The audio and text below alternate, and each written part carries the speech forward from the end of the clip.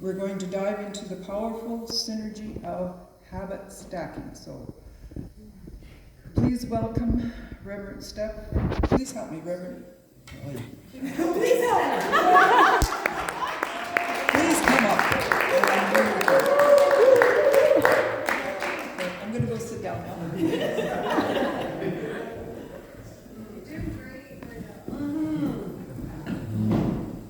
It's just one of those Sundays, right? Oh, hello, everybody. Hello. My ministry is casual and organic, so this is just normal, right? There's no crisis happening here today. Absolutely at all. Hi, Zoomers. Hi, Zoomers. Hello, beautiful people. It's so good to be with all of you, and it's amazing the turnout on Easter Sunday. In good Steffi fashion, there's talk notes about habit stacking, the synergy of habit stacking. I have not read the book, nor do I use that in my life, and therefore it would not be in integrity for me to do a talk on habit stacking. Right? I'm right. It happens sometimes. However, I do believe that we all know how to create habits in our life, and habits, there's a habit of brushing our teeth every morning, right? That's a good habit to have. I have a habit that I end every day with my reward of one square of dark chocolate. That's a habit. And so we have habits. And the talk title that was here is Holistic Growth, No Quick Fixes. And I don't know if you know this, but it's Easter Sunday. And so I'm going to talk about no quick fixes and creating the transformative spirit of resurrection. Now these were in the notes. Resurrection was a part of the notes, you guys. I'm not making this stuff up. But the transformative spirit of resurrection is the small mindful actions that cultivate lasting personal and spiritual growth, guiding you toward a more vibrant and sustainable future. So we can have bad habits and good habits. So I don't really want to even talk about habits. There's a process. So today is Easter Sunday, and last Sunday, I'm going to talk actually about cultivating this holistic growth and welcoming the interconnectedness of our solution-based nourishment. Because Easter, it's also tomorrow is Earth Day, right? Is it tomorrow or today? 22nd. It's today? Earth Day's today? So it's Easter and Earth Day. Wonderful. So just as Easter embodies resurrection and renewal, Earth Day calls us to sustain and heal our planet. We are reminded to cultivate a long-term vision for our personal and spiritual growth. We are reminded that every day. Like, nature is a beautiful gift that we get to see, incorporate processes and systems of divinity with wisdom and grace circulating through it without even nobody's helping an acorn become an oak tree. It is already right there, right in the middle of it. And so we have a long-term vision. If we see a greater picture, by shifting our focus from immediate results to sustainable practices, we can nurture our inner soil, that inner soil that is with small, consistent changes. And so holistic development, holistic innovation, holistic, what does holistic mean? It means the big picture, the whole of it. The whole of it. So holistic development is committing to spiritual practices. I use a lot of space, you guys. I don't take up a lot of room at home. I've discovered this in my bathroom. In my bathroom, I've got three little things on this one shelf, and then my wife, who's on Zoom right now, has the rest of the cabinet. And then I open up and I've got my little thing right there and my toothbrush, and the rest of it is my wife's, and I'm okay with that. I don't need a lot of space. But I take up a lot of space out in the infinite mind, where I love to play.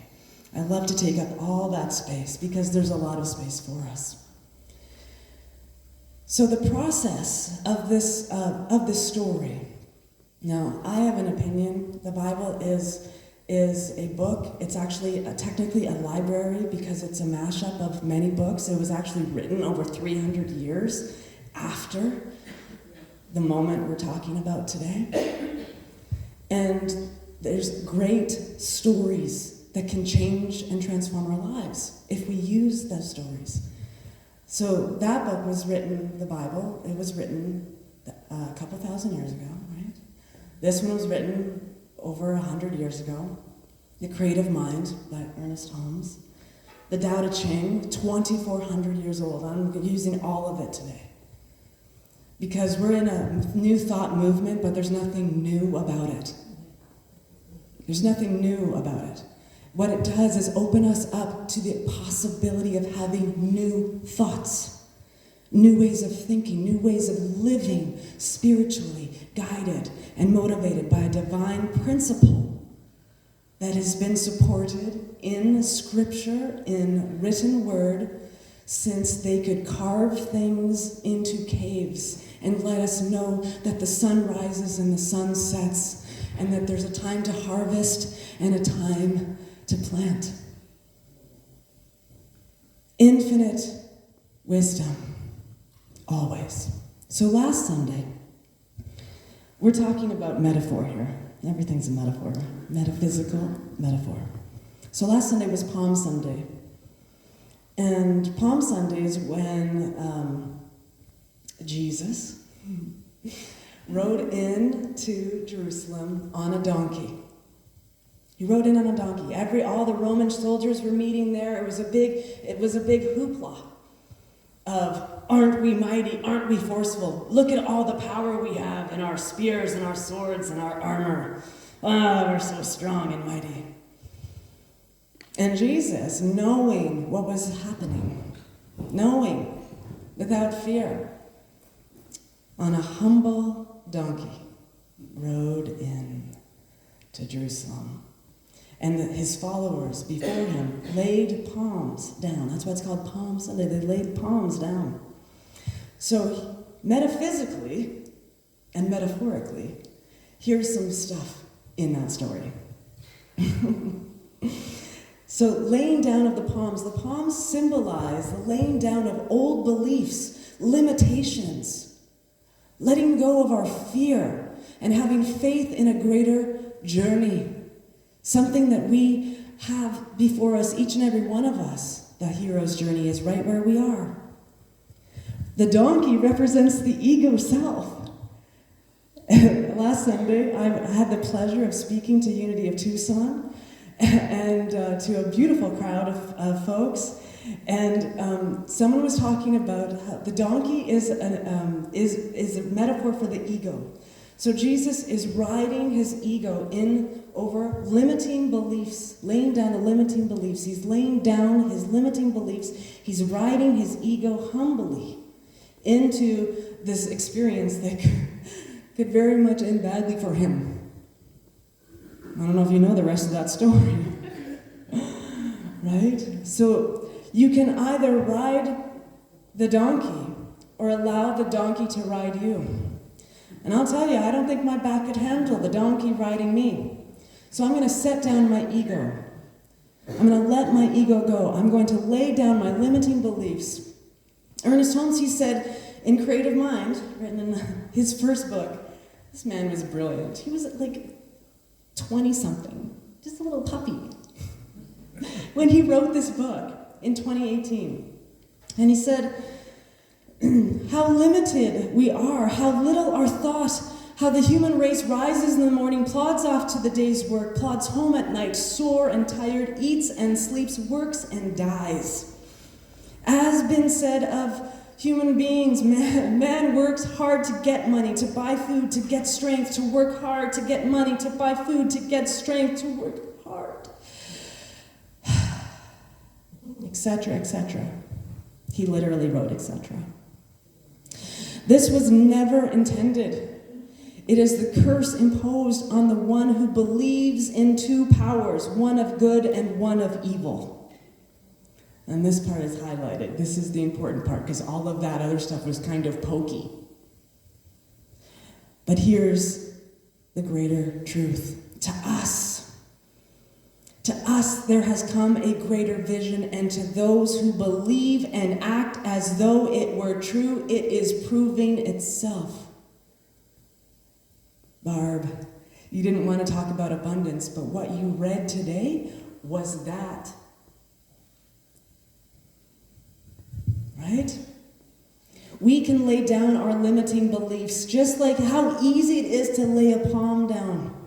We can lay that down. Which leads us to Good Friday. Good Friday was just this past Friday. And what happened on Good Friday in the story?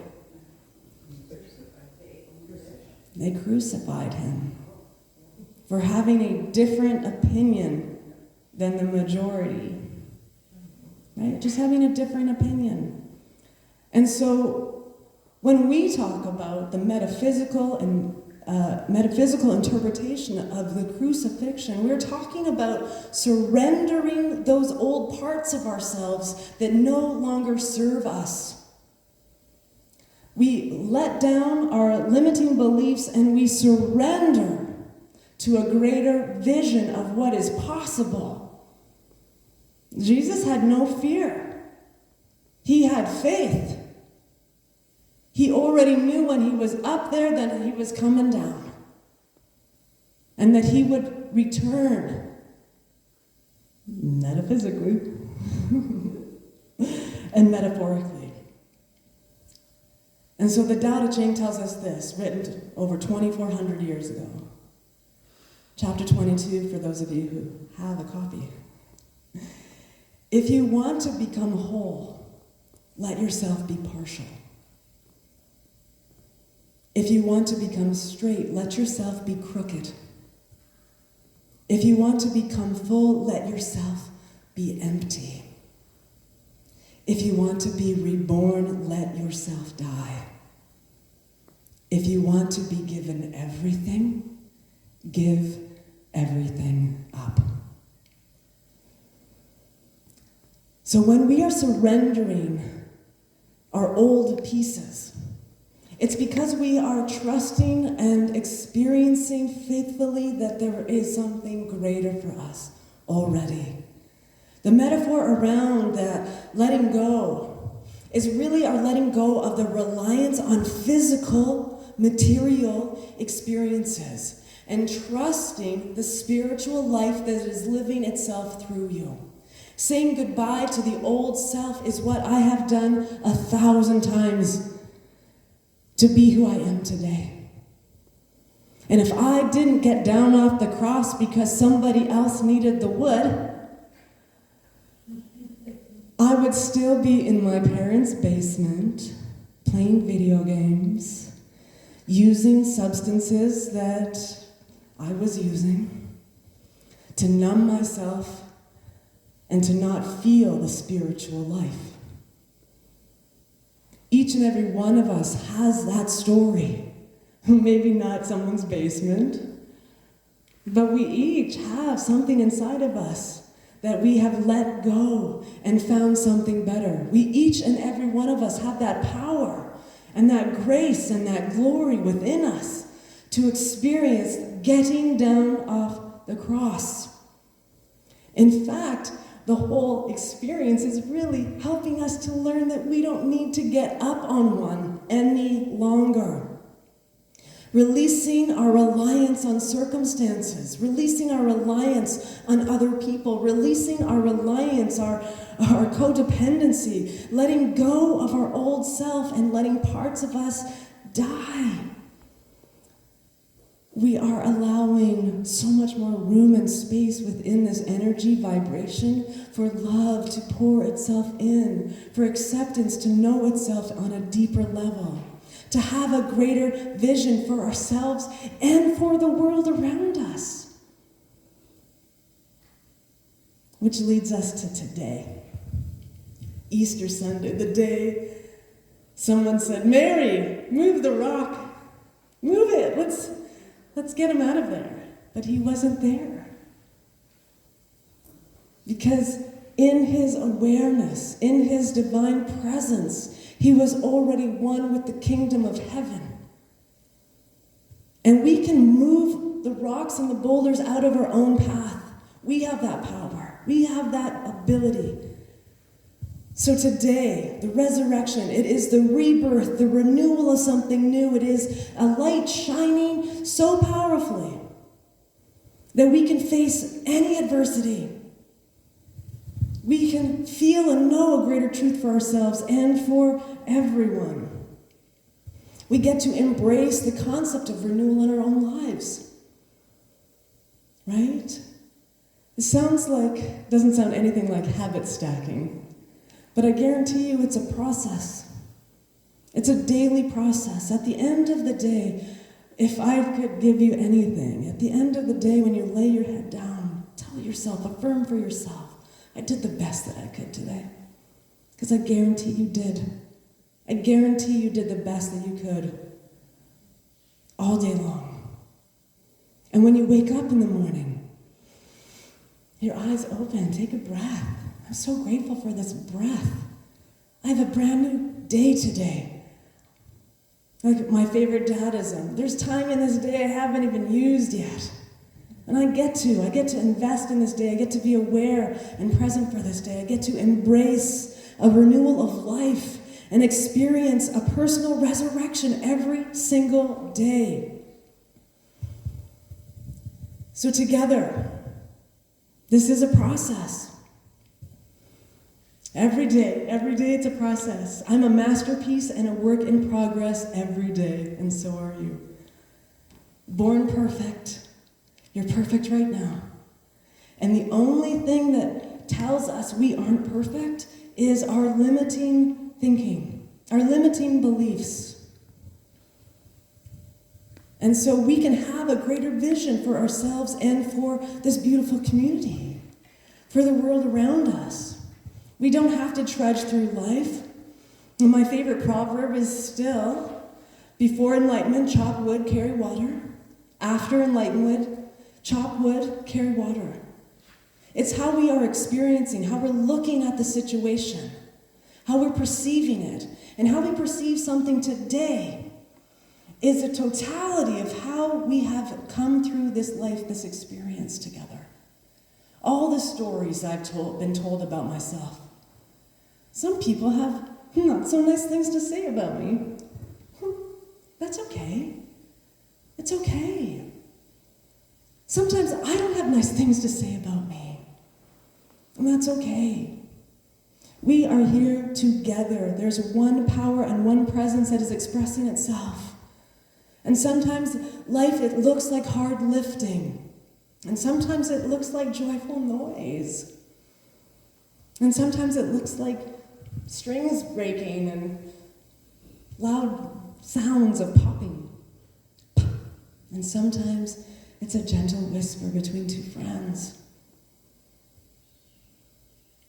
My mentor, who I just got to spend a whole week with in Tucson, Arizona, I'm going to cry just thinking about him. I love him so much.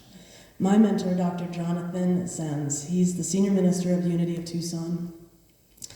And I've spoken to him once a week for the past 13 or 14 years. And we do great work together.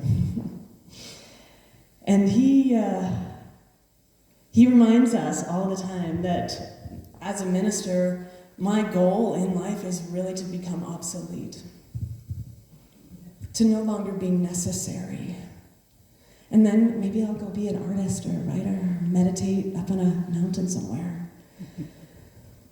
But a minister's job is to teach self-reliance, to teach the power that you have within yourselves, to teach the tools that we have been blessed with for thousands of years. Prayer isn't new. Affirmative, we just put a new title on it. Spiritual mind treatment. It's fancy, it's new. It's really talking to yourself. Because everything that you are is the divine activity that is unfolding on purpose, with purpose, in perfect time and perfect order. There is nothing separate. And by teaching self-reliance and the power of affirmative prayer together, we can do great things. We can do great, powerful, wonderful things. Luminaries of the New Thought movement have been endeavoring this for 100 years. And before that, there's Eastern wisdom. Everything that is science of mind has been an amalgamation of all the teachings. And so we can have a different approach, we can have a greater approach, evolving our spiritual thought. That's the process. Each and every day to awaken more to the fullness of who you are, more mindfully experience the life that you are living. Resurrection is a spiritual evolution. And we have that power within us every day to renew ourselves. And if we're going to be resurrected, we must participate in spiritual evolution at the heart level. At the heart. Not the mind. Not all the thinking. We have been thinking thoughts for thousands of years, and look where it has gotten us. We need to open our hearts to this evolution, to the process of knowing that each and every one we come across is divine. I ask myself, am I ready to come back to life? Am I ready to renew? A spiritual evolution is the end of spiritual bypass and being present for the divine that is within all things. That's really what is center in my heart. That we have this belief that we put a smile on our face and everything's just going to be rosy. And we forget the sweetness of grief. We forget that the stickiness gets us further along. We forget this beautiful fertilizer that helps us maneuver ourselves to a greater expression of wholeness, no matter what we're experiencing. No matter what we're experiencing. The hero's journey is in each and every one of us. You are on it now. You are the hero of your own story. We start, I always go back to this expression of the caterpillar. If the caterpillar knew how messy it was in the chrysalis, it would never go. It would never go. But inside the chrysalis, it literally has to eat itself to become something greater. It is dissolving its whole expression to become something with wings that can fly. And so we, on our hero's journey, have been caterpillars. We've definitely been in the chrysalis multiple times. And we get to go through something. And when we go through these things, we destroy all the pieces of ourselves that no longer serve. And we can emerge as something powerful and great and glorious. That's a soul's evolution. A spiritual evolution is to be present for all and remember who we are. So, I didn't talk about habit stacking. Everybody okay with that? So the process, though, the daily process. We lay down our limiting beliefs. When you lay down every night, lay them down. Lay down your old stuff. When you wake up in the morning, we can surround ourselves with something greater. So this process of Christ consciousness becoming light, right? Palm Sunday, lay down our limiting beliefs. Good Friday, we surrender our bloated nothingness and get out of the way for our faith to take hold and to shift in today. Easter Sunday, shift our perspective, change our mind, and allow the vision to make itself known to us, through us, and as us. You are magnificent. Thanks for listening.